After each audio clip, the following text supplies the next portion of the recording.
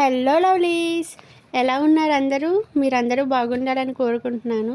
Welcome to our channel Pranavi's daily delights.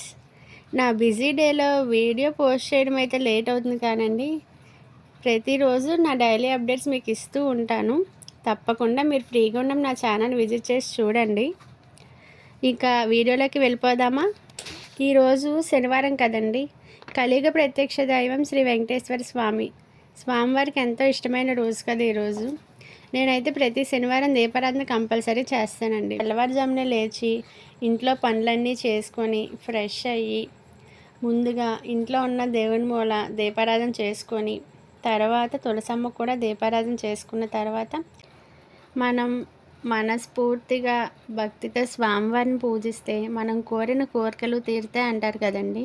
అది నిజమేనండి.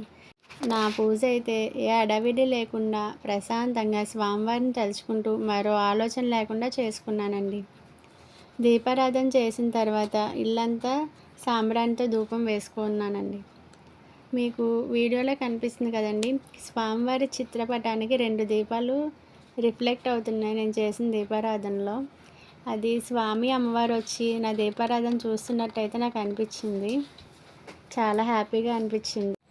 ఈ విధంగా అయితే నా పూజ కంప్లీట్ చేసుకున్నానండి. వీడియో నచ్చితే లైక్ చేయండి అండ్ ప్లీజ్ సబ్స్క్రైబ్ చేసుకోండి.